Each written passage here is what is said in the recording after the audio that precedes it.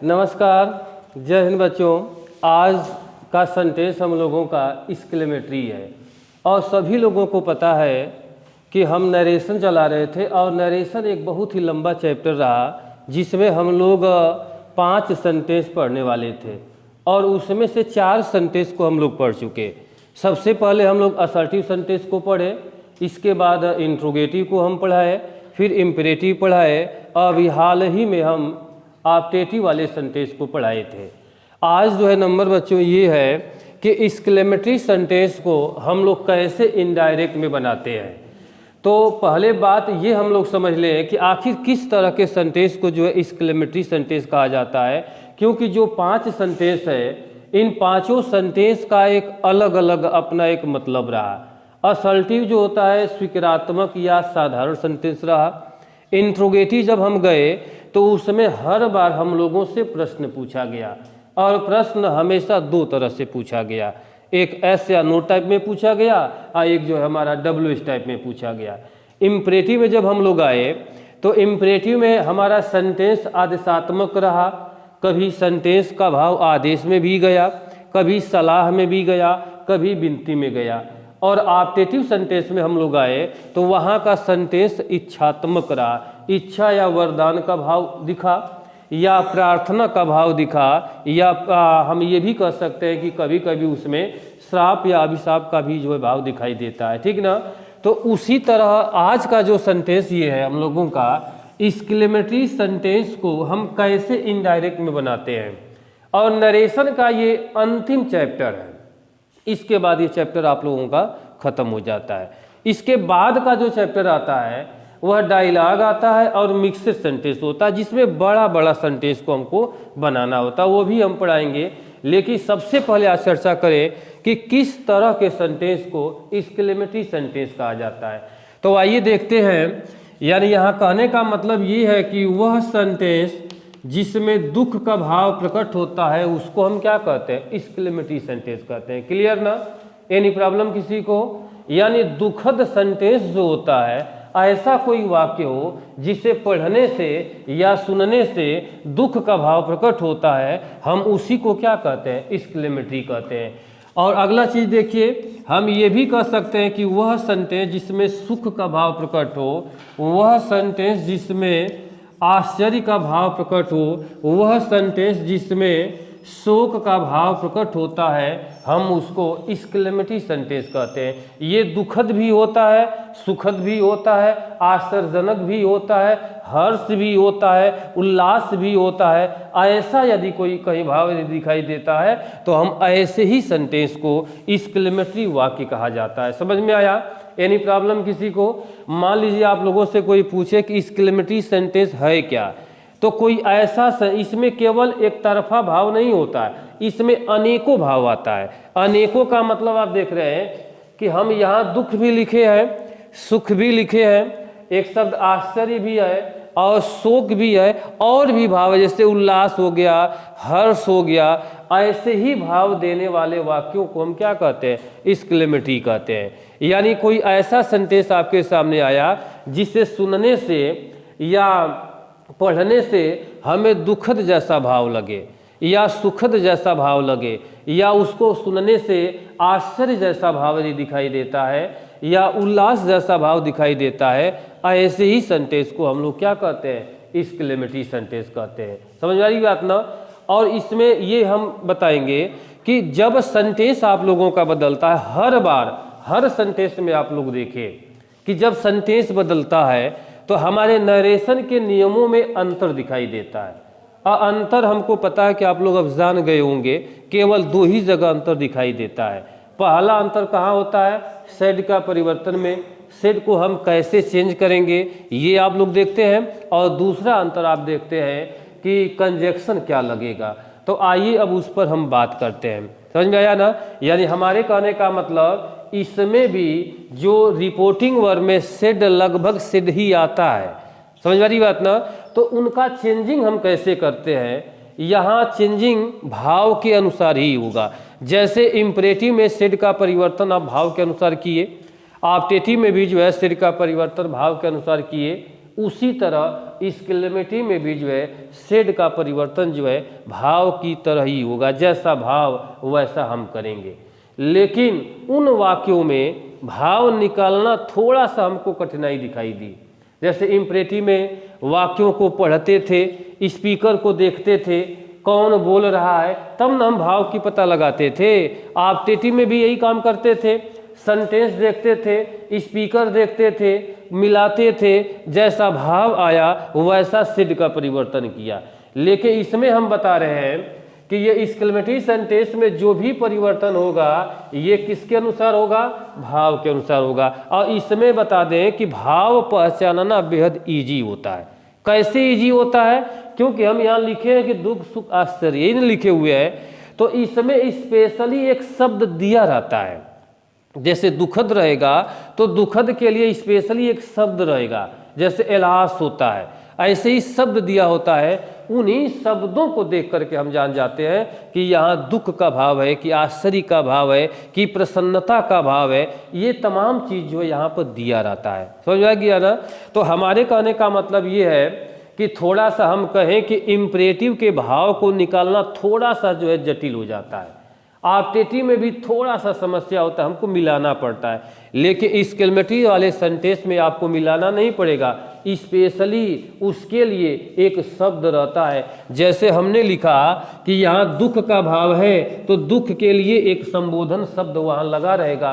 उन्हीं को देखकर जान जाएंगे कि यहाँ का भाव क्या है, दुखद है। ठीक ना? यदि सुखद या प्रसन्नता का भाव यदि दिखा है तो उसके लिए एक शब्द वहाँ पर लगा रहेगा, उन्हीं को देख करके हम लगा लेते हैं। तो हम यही कहना चाहते हैं कि एक्सक्लेमेटरी सेंटेंस को पहचानना बेहद इजी होता है, उनके भाव को पता लगाना भी जो है बेहद इजी होता है। कैसे इजी होता है? क्योंकि स्पेशली एक शब्द वहाँ पर लगा होता है।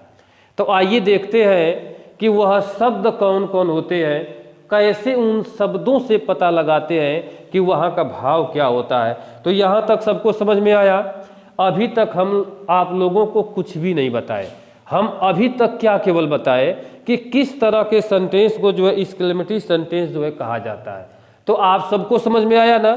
किस तरह का सेंटेंस? कोई ऐसा सेंटेंस हो जिसमें सुख का भाव हो, या प्रसन्नता हो, या दुख हो, या आश्चर्यजनक हो, तो ऐसे ही सेंटेंस को हम क्या कहते हैं, एक्सक्लेमेटरी कहते हैं। और उसमें स्पेशली जैसा भाव रहेगा उसके लिए एक शब्द वहाँ पर लगा रहता है। यहाँ तक सबको समझ में आया? आइए अब देखते हैं कि वह आने वाले शब्द जो है कौन कौन होते हैं, जिससे हम ये पता लगा लेते हैं कि यहाँ पर कौन सा भाव यहाँ पर है। तो थोड़ा ध्यान से आप लोग समझेंगे। हम पहले वर्ड को लेते हैं, जैसे यहाँ पर मान लीजिए एलास शब्द आकर के यहाँ चिन्ह लगा होता है, यानी एक्सक्लेमेटरी का भी चिन्ह यही होता है, एक्सक्लेमेटरी मार्क कहते हैं। और इसी चिन्ह को हम लोग ऑप्टेटिव में भी लगाए थे। क्यों? ऑप्टेटिव में कहाँ लगा था? एकदम लास्ट में लगता है। इसमें जो शब्द रहेगा, जो संबोधन शब्द रहेगा, उसी शब्द के तुरंत बाद देखेंगे तो वह एक चिन्ह लगा होता है, और यहाँ एक कोई सेंटेंस होता है। अभी वैसा सेंटेंस हम दिखाएंगे। अभी हम केवल उन शब्दों की चर्चा कर रहे हैं जिनसे यह सेंटेंस बनता है। तो एक एलास हो गया। दूसरे नंबर पे एक शब्द आता है, आप देखे होंगे कि कभी कभी हुर्राह शब्द भी दिखाई दे देता है। और तीसरे नंबर पर आप देखेंगे कभी कभी शब्द जो है आपका ब्रेवो दिखाई दे देता है। और चौथे नंबर का वर्ड देखेंगे कभी कभी शब्द जो है आह भी दिखाई देता है। और पांचवें नंबर पर हम देखेंगे कभी कभी शब्द जो होता है आपका आह दिखाई देता है। और छठवें नंबर पर एक और शब्द होता है जिसको हम लोग कहते हैं गुड हेवेंस। कुछ ऐसा भी शब्द होता है जिसमें जो है गुड हेवेंस होता है, आह होता है, ओ होता है, ब्रेवो होता है, हुर्रा होता है। क्लियर ना? इसके बाद और भी शब्द होते हैं। जैसे मान लीजिए हम सातवें नंबर पर शब्द लिख दें यहाँ पर, तो हम यहाँ वाव भी ऐसे कर लेते हैं। तो हमारे कहने का मतलब क्या गया? यहाँ अक्सर आप लोग देखते हैं कि यहाँ एक्सक्लेमेटरी सेंटेंस जब कभी भी शुरू होता है तो इन्हीं लोगों से शुरू होता है। क्लियर? एनी डाउट किसी को समझने में? तो यहाँ हम देख रहे हैं कि एक्सक्लेमेटरी सेंटेंस जब कभी भी आप लोगों के सामने आता है तो हम आपको क्या बताएं? हम आपको ये बता रहे हैं कि हमारा सेंटेंस किससे शुरू होता है। तो किससे शुरू होता है, हम देखते हैं कि सबसे पहले यहाँ पर क्या लगा होता है, एलास लगा होता है। इसके बाद कभी कभी हुर्राह शब्द भी लगा होता है, कभी कभी ब्रेवो भी लगा होता है, और कभी कभी ओह शब्द भी लगा होता है, और कभी कभी क्या होता है, आह शब्द होता है, और कभी कभी यहाँ पर क्या है, गुड हेवेंस शब्द भी लगा होता है। एक और शब्द वहाँ पर हम लिखे हैं वाव। ऐसे बहुत सारे शब्द होते हैं। हम कहने का मतलब क्या हुआ कि हम केवल उन शब्दों को ले रहे हैं जिनसे ज़्यादातर क्वेश्चन बनाया जाता है, जो हमारे सामने ज़्यादातर जो दिखाई देते हैं हम उन्हीं को ले रहे हैं। ऐसा नहीं है कि केवल इतने ही होते, ऐसे बहुत सारे शब्द होते हैं। तो हमारे कहने का मतलब क्या है कि ज़्यादातर इन्हीं से पूछा जाता है, इन्हीं पर जवाब भी होता है, सवाल भी होता है। तो आइए देखते हैं कि आखिर इनके सेंटेंस को हम कैसे बनाते हैं, यानी यह सेंटेंस कैसे नरेशन में बनता है, नरेशन से बनने से पहले यह अपने सेंटेंस का रूप कैसे लेता है, उसको भी जो है हम लोग यहाँ पर देख लेते हैं। तो आइए यहाँ चर्चा करें। तो ये सबको समझ में आ गया, यानी कि जब कभी भी एक्सक्लेमेटरी सेंटेंस शुरू होगा तो किससे शुरू होगा, किससे शुरू होगा, इन्हीं लोगों से शुरू होगा। समझ में आ गया ना। अब हमको ये पता करना है कि क्योंकि यहाँ नियम देख रहे हैं और नियमों में बच्चों अंतर दो ही जगह न होता है, सेड को किस में बदलेंगे सवाल ये है, और दूसरा सवाल क्या है, कंजक्शन क्या लगेगा। और बाकी का सवाल तो वही आप लोगों का है जो असल्टी में आप लोग पढ़े हो। असल्टी में क्या पढ़े, जैसे टेंस कैसे बदला जाता है, ये हमारा पुराना मैटर है। प्रोनाउन को कैसे चेंज किया जाता है, ये सब हमारा पुराना मैटर है। नया मैटर क्या है कि इसमें सेड का परिवर्तन कैसे होगा। तो आइए इसके बाद एक बार और हम चर्चा करें।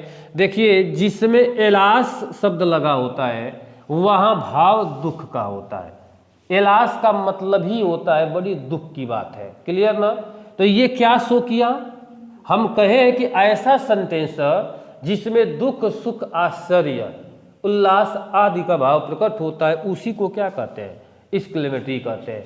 तो जो भाव वाले शब्द होते हैं वो हैं कौन, ये भी तो देखना पड़ेगा। यहाँ सबसे अच्छी बात है कि हमको भाव निकालने में कठिनाई नहीं आती है, क्योंकि जो शब्द होते हैं, चाहे दुखद वाले शब्द हो चाहे सुखद वाले शब्द हो, वह सारे शब्द ऐसे ही लगे होते हैं। हम इन्हीं को देख कर जान जाते हैं कि दुख का भाव है कि सुख का भाव है। तो जिन वाक्यों में एलास लगा रहेगा उनका भाव क्या होगा, दुख का भाव होगा। इसका मतलब ही होता है बड़ी दुख का बात है। क्लियर ना। और जहाँ पर हुर्राह शब्द लगा होता है यहाँ सुख का भाव होता है। हुर्राह का मतलब होता है बड़ी प्रसन्नता की बात है। समझ में आया ना। तो यहाँ भाव क्या होगा, प्रसन्नता की बात आती है, यानी ये सेंटेंस आपका सुखद होता है। ठीक। और जिन वाक्यों में ब्रेवो शब्द लगा होता है ये प्रशंसा का भाव होता है। बच्चों, प्रशंसा और प्रसन्नता दो चीज होता है। प्रसन्नता क्या चीज होता है और प्रशंसा क्या चीज होता है। प्रसन्नता का मतलब क्या है, किसी चीज को देखकर सुख का अनुभव करना, वही क्या है, प्रसन्नता होती है। और प्रशंसा क्या होता है, किसी औरों का किया जाता है। कोई काम कर रहा है, कोई अच्छा काम कर रहा है तो हम उसकी तारीफ करते हैं, शाबाशी देते हैं। तो ब्रेवो का मतलब क्या है, प्रशंसा का भाव होगा या शाबाशी का भाव होगा। क्लियर ना। और जहाँ हमारे सेंटेंस में ओह शब्द या आ शब्द लगा होता है तो इन दोनों में दोनों तरह का भाव होता है।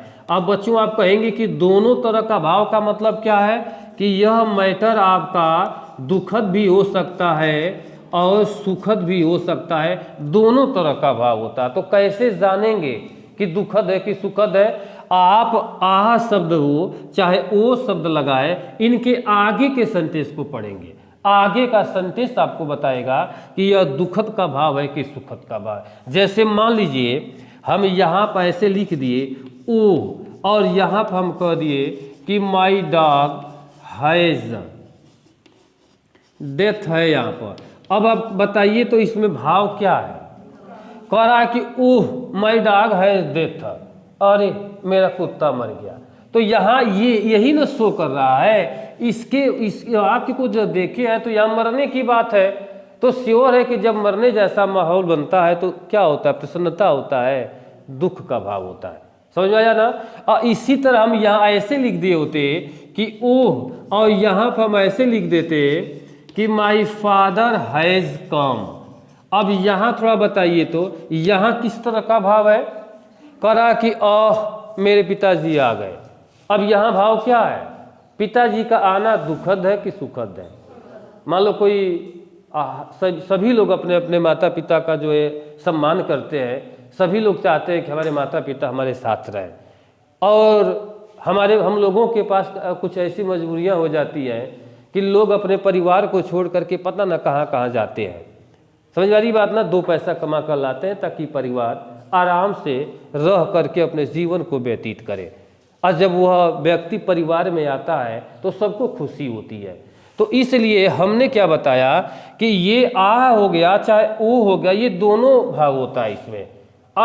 इनका पता कैसे करेंगे, इनके आगे का वाक्य पढ़ेंगे। जैसे देखिए हम ओ शब्द से 2 वाक्य लिखे, एक में लिखे कि ओ माई फादर है इज कम, एक में लिखे ओ माई डॉग है डेथ।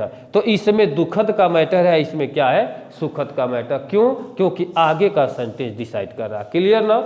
और यदि हमारे सेंटेंस में गुड हेवेंस यदि दिखाई दे देता है तो यहाँ आश्चर्य का भाव होता है। और समझ में आया ना, यहाँ क्या भाव होता है, आश्चर्य क्या हो जाता है। और एक और शब्द यहाँ पर लिखे वाव, वाव का भी मतलब क्या होता है, आश्चर्य का भाव होता है। समझ में आया ना। तो अभी अभी हम उन शब्दों को देखें जिनसे हमारा एक्सक्लेमेटरी सेंटेंस बनता है, और यदि इनसे बन करके आता है तो हमारे सेंटेंस का भाव क्या होता है, हम उन चीज़ों को जो है पता लगा लिए। तो जहाँ एलास होगा वहाँ आप जान गए, एलास रहेगा तो दुख का भाव, यदि ये हुर्रास शब्द रहेगा तो प्रसन्नता का बात आ गया, यदि ब्रेवो शब्द लगा रहेगा तो प्रशंसा या शाबाशी का भाव आया, यदि आह या ओह शब्द लगा है तो वह दोनों भाव होता है, दुखद भी होता है, सुखद भी होता है। और जहाँ गुड हेवेंस शब्द लगा होता है वह 100% वहाँ पर भाव क्या होता है, आश्चर्य का भाव होता है। क्या होता है, आश्चर्य का भाव होता है। और वाव शब्द यदि लगा होता है तब भी हमारा भाव क्या होता है, आश्चर्य का होता है। एक चीज और हम बताएंगे आप लोगों को कि देखिए एक्सक्लेमेटरी सेंटेंस में जो नरेशन का क्वेश्चन बनता है और जो इससे सेंटेंस बनता है वह 2 तरह का बनता है। एक जो होता है संबोधन वाला शब्द होता है, ये क्या है, संबोधन वाले शब्द हैं, जैसा भाव है वैसा शब्द लगाकर तब देता है।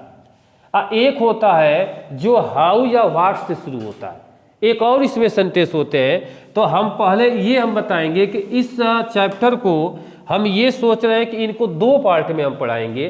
पहले पार्ट में इन लोगों को देखा जाएगा और दूसरे पार्ट में कुछ सेंटेंस हमारे ऐसे भी बनते हैं जो शुरू होते हैं व्हाट या हाउ से शुरू होते हैं, और इनके बाद का जब आगे हम लिखते हैं तो यहाँ एक एडजेक्टिव शब्द लगा होता है, एक एडजेक्टिव होता है, फिर सब्जेक्ट होता है, और सब्जेक्ट के बाद हेल्पिंग वर्ब और चिन्ह यहाँ लगा होता है। तो हमारा एक्सक्लेमेटरी सेंटेंस 2 तरह का होता है। एक तरीका आप देख रहे हैं कि ये वाला तरीका होता है जिसमें संबोधन शब्द होगा, कोई ना कोई एक वाक्य देता है, और सबसे ज़्यादा पूछे जाने वाला क्वेश्चन जो होता है वह शुरू किससे होता है, व्हाट या हाउ से। उसके बनने का फॉर्मेट यही होता है। आप कहेंगे कि हाउ या व्हाट वाला जो क्वेश्चन होता है ये कहेंगे कि इंट्रोगेटिव जैसा लग रहा है, जबकि इंट्रोगेटिव नहीं होता है। इस पर हम चर्चा बाद में करते हैं, पहले इनको जो है सॉल्व करते हैं। समझ में आ गया ना। तो आइए अब देखें कि आखिर इन क्वेश्चनों का परिवर्तन हम लोग कैसे करते हैं। तो ये सभी लोगों को समझ में आ गया।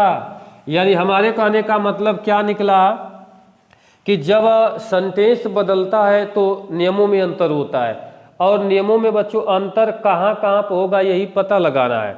आइए देखते हैं। पहला अंतर दिखाई देता है सेड का परिवर्तन, कि ये सेड किस में जाएगा। ठीक। दूसरा चीज़ क्या होता है कि आपके सेंटेंस में जो कंजक्शन है, कंजक्शन क्या लगता है, तो हम कंजक्शन बता दें कि इसमें कंजक्शन कौन लगता है, डेट लगता है। तो ये तो हमको जानकारी मिल गया। अब हम पढ़ेंगे कि यानी सेड का परिवर्तन किससे करते हैं, कैसे होगा, तो बता दें जैसा भाव वैसा करेंगे। अब देखिए एलास यदि हमारे सेंटेंस में आया हुआ है तो सेड का परिवर्तन होता है किसमें, एक्सक्लेम्ड, और यहाँ पर हम लिखेंगे क्या, विथ सारो, या आप चाहें तो सैड भी लगा सकते हैं, इन दोनों में से कोई एक होगा। पहला मैटर आपको समझ में आया कि नहीं आया? क्या आप लोग समझे कि यदि हमारे सेंटेंस में कहीं भी एलास शब्द लगा रहेगा तो आप सेड का परिवर्तन किसमें करेंगे, एक्सक्लेम्ड विथ सारो या सैड भी आप लगा सकते हो। क्लियर ना? ये किसके जगह पर लिखोगे, सेड के जगह पर लिखोगे। देखो इतना बड़ा लिखा जाता है, यही समस्या है, यही हम लोग भूल जाते हैं। और एक्सक्लेम्ड की स्पेलिंग भी देखो, एक्सक्लेमेटरी में यहाँ ए होता है, एक्सक्लेम में देखो यहाँ पर आई है, ये भी मिस्टेक होता है, यहाँ आई लिखना पड़ता है, एक्सक्लेम लिखा जाएगा। तो स्पेलिंग में भी थोड़ा सा मिस्टेक बच्चे करते हैं, समझ आ गया ना। दूसरा चीज देखिए, दूसरा शब्द आप लोगों का क्या है, हुर्राह शब्द है। तो हुर्राह शब्द आया है तो इसके लिए आप क्या चेंज करेंगे, ये तो सब में कॉमन होगा, एक्सक्लेम्ड विथ, ये सब में रहेगा। अब हुर्राह में भाव क्या है, प्रसन्नता का भाव है, तो प्रसन्नता के लिए बच्चों हम क्या लगाते हैं, एक्सक्लेम्ड विथ जॉय। एक और शब्द होता है, हम डिलाइट का भी प्रयोग करते हैं, एक्सक्लेम्ड विथ सारो या एक्सक्लेम्ड विथ डिलाइट, दोनों में से किसी को भी लगा लेते हैं। किसमें, ये जॉय या डिलाइट में से एक का प्रयोग हम करते हैं, क्योंकि इसका भाव क्या होता है, प्रसन्नता। यहाँ देखिए हम भाव भी लिख रहे हैं, ये आपका क्या है, दुखद का भाव है, और ये हम लोगों का किसका भाव है, प्रसन्नता का भाव है। क्लियर ना? तो जहाँ प्रसन्नता का भाव रहेगा वहाँ आप किसका प्रयोग करोगे, जॉय का प्रयोग करोगे या डिलाइट का प्रयोग करोगे, ठीक ना। दूसरा मैटर आप लोगों का क्या है, ब्रेवो है। यदि हमारे सेंटेंस में कहीं भी ब्रेवो आ जाता है तो यहाँ से जो एक्सक्लेम्ड है वह आ ही जाएगा, यहाँ से जो विथ है ये भी आ जाएगा, और इसके बाद क्या लिखते हैं, प्रेज का प्रयोग करते हैं, प्रेज, या एक और शब्द होता है अपलाउडेड होता है, समझ में आया ना, अपलाउज्ड, अपलाउज, या हम प्रेज का जो है प्रयोग करके वहां पर हम लोग लगाते हैं। क्लियर ना? एनी प्रॉब्लम किसी को समझने में, लग जाएगा सभी लोगों से। अपलाउजेज, या यहाँ थोड़ा सा मिस्टेक हो रहा है, अपलाउज या प्रेज का प्रयोग करके हम सेंटेंस को लगाते हैं। एक चीज और बताएंगे कि जो हमारा क्वेश्चन जो है ब्रेवो वाला है, यह एक और नियम इसका बनेगा, समझ आ गया ना। ऐसे भी हम बनाते हैं, एक ठे नियम और होता है, उसको हम एग्जाम्पल जब देंगे तो वहाँ हम बताएंगे कि इसका वैसे कैसे बनाते हैं और ऐसे कैसे बनाते हैं। यहाँ कहने का मतलब कि कहीं भी आपको ब्रेवो दिखेगा तो आप एक्सक्लेम्ड यहाँ से लिख ही लोगे, ये तो कॉमन हो गया। यानी कि आप समझ सकते हो कि एक्सक्लेम से लेकर विथ तक का मैटर सब में है, अलग कहाँ से हो रहा है, भाव से। यदि दुखद का भाव है तो आप सारो लगा दिए, हुर्राह शब्द रहेगा तो जॉय लगा दोगे, ब्रेवो शब्द रहेगा तो क्या करोगे, प्रेस करोगे, या अपलाउज का प्रयोग करके जो है आप लगा सकते हो, ठीक ना। और यदि हमारे सेंटेंस में ओह या आ का भाव यदि आ जाता है तब आप क्या बदलोगे, यानी एक्सक्लेम्ड विथ, इसमें हम लिखे हैं, दोनों लिखे हैं, दोनों भाव का मतलब आप जो है यहाँ पर सारो का भी प्रयोग कर सकते हो, और यहाँ आप चाहो तो जॉय भी लगा सकते हो, एक्सक्लेम्ड विथ सारो या जॉय। क्यों? क्योंकि जैसा भाव रहेगा वैसा आप लगाओगे। दुखद रहेगा तो एक्सक्लेम्ड विथ सारो लिखोगे, और सुखद रहेगा तब क्या लिखोगे, एक्सक्लेम्ड विथ जॉय लिखोगे। क्लियर? एनी डाउट किसी को? और तीसरे से इसमें देखिए गुड हेवेंस में दिया आता है तो यहाँ चेंज किया जाता है, एक्सक्लेम्ड विथ सरप्राइज का जो है प्रयोग हम लोग कर लेते हैं, यानी कि एक्सक्लेम्ड विथ सरप्राइज का प्रयोग किया जाएगा। किसके लिए? यदि गुड हेवेंस आता है तब। एक और शब्द हम लिखे थे, 7वें नंबर पे एक शब्द आता है, वाव शब्द आ जाता है, तो वाव शब्द रहेगा तब भी यही चीज लिखा जाएगा, क्या, एक्सक्लेम्ड विथ सरप्राइज का जो है प्रयोग करके हम सेंटेंस को बनाते हैं। तो अब आप बताइए कि हम लोग इसमें क्या देखें, हम आपको क्या बताएं, एक्सक्लेमेटरी सेंटेंस में सेड का परिवर्तन कैसे होता है। ये सबको समझ में आया ना। सेड का परिवर्तन आप देख रहे हो कि अलग अलग तरीके से हुआ। एक चीज आपको देखने को मिलेगा कि एक्सक्लेम्ड विथ जो है सब में है, देखो अंतर कहाँ से है, भाव से है।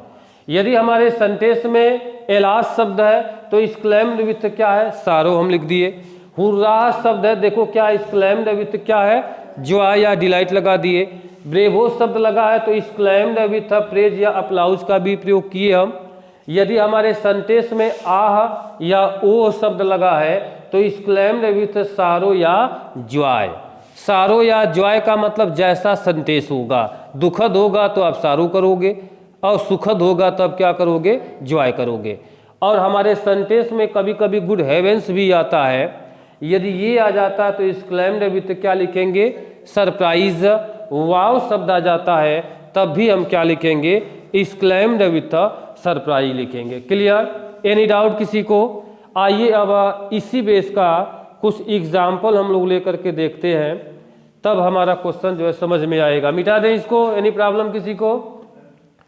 समझ में आ गया सबको सेड कैसे चेंज होगा, ठीक ना। आइए कि एग्जाम्पल लेते हैं, ध्यान से समझिएगा आप लोग,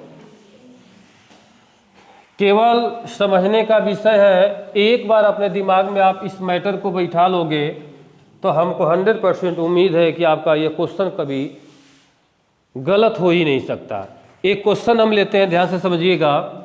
यहाँ एक क्वेश्चन है कि राम सेड टू मी है, और यहाँ आपका क्वेश्चन आ गया ऐसे एलास, और यहाँ पर है कि आई एम रूइंड है, यहाँ हम फुल स्टॉप लगा दिए। अब इस क्वेश्चन को हमको इनडायरेक्ट में चेंज करना है। एक बार हम समझे यहाँ पर, क्योंकि हम लोग पढ़े क्या है, हम अभी अभी आपको बताए हैं कि हमारे रिपोर्टेड स्पीच में कहीं भी एलास शब्द आ गया या हुर्राह शब्द आए या ब्रेवो शब्द आए, ये तमाम शब्दों को बताए।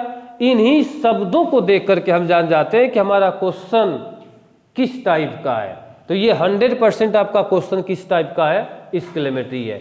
अब एक्सक्लेमेटरी में आने पर हमको क्या पता लगाना होता है, हम यही ना बार बार पूछते हैं कि ये सेड महोदय किस में चेंज होंगे, यही ना पता लगाते हैं। तो किस में चेंज होगा अब तो आप जान चुके हो। हमारे सेंटेंस में क्या आया है, देखिए एलास शब्द आया हुआ है।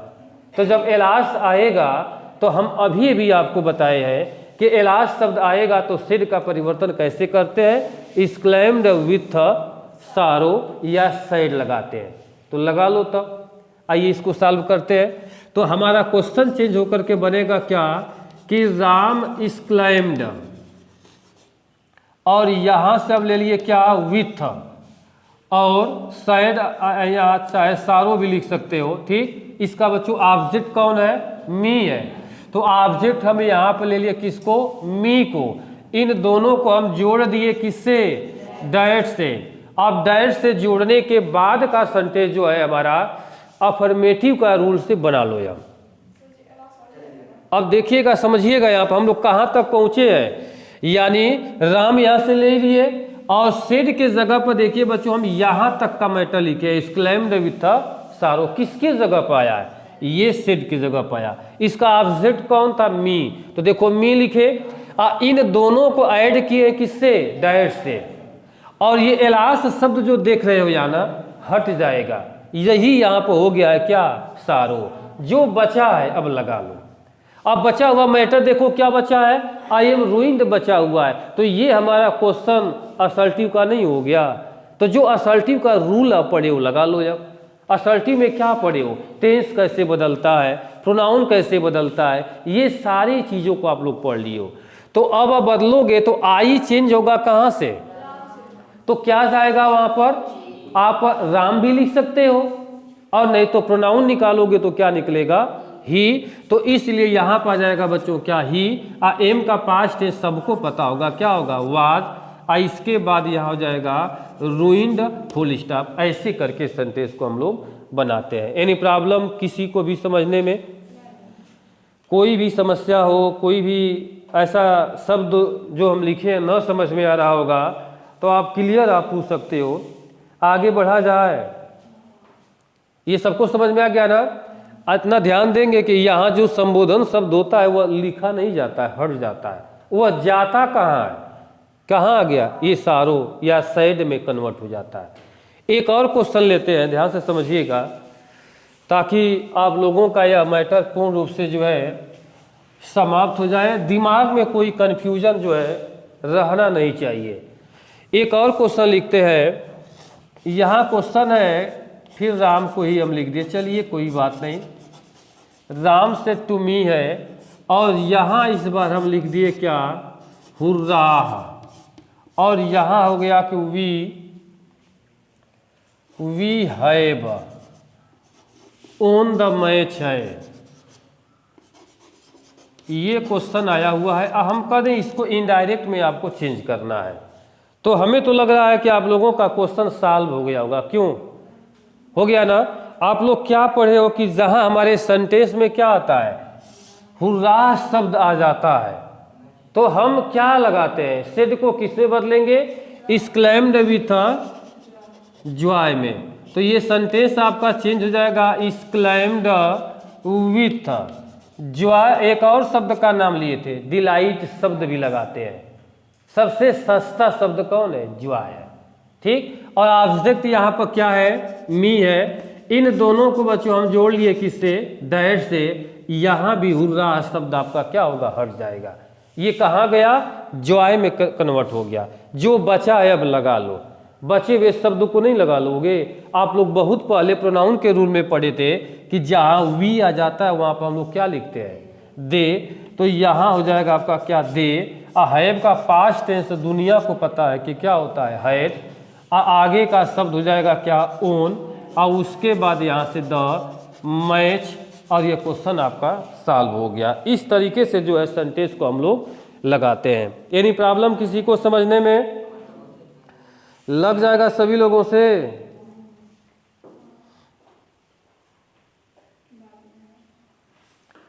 आइए क्वेश्चन और लेते हैं। ये क्वेश्चन सबको समझ में आ गया ना? यानी हुर्राह शब्द रहेगा तो कैसे बनाएंगे, केवल हम ये जान जाए कि सेड कैसे बदलता है। तो हमें तो नहीं लग रहा है कि कोई नया चीज़ है इसमें। केवल नया चीज़ क्या है, सेड कैसे बदलेगा। कंजक्शन पुराना ही है, उधर का जो टेंस बदला है आप लगा चुके हो, पढ़ चुके हो, कुछ नया नहीं है। केवल हमको ये पता करना था कि सेड किस में बदलेगा, और आप जान चुके हो, ठीक ना। एक और क्वेश्चन लेते हैं, इसके बाद तो फिर आगे चलते। जितना ही क्वेश्चन आप सॉल्व करोगे उतना ही ये आप लोगों को आता रहेगा, क्योंकि ये प्रैक्टिस का जो है विषय है। एक क्वेश्चन है यहाँ पर हम ले रहे हैं कि ही सेड टू मी है, और इस बार हम यहाँ पर ले रहे हैं ब्रेवो को, और यहाँ हम कह दिए बच्चों कि यू डिड वेल। ये क्वेश्चन आपका आया हुआ है। ये डिड बच्चों वर्ब है, सहायक क्रिया नहीं है। डिड मिस करना, किया, डू मिस करना होता है ना। तो कह रहा कि यू डिड वेल, तुम अच्छा किए। अब ब्रेवो मिस क्या होता है, शाबाश। और एक और शब्द का है, प्रशंसा की बात है।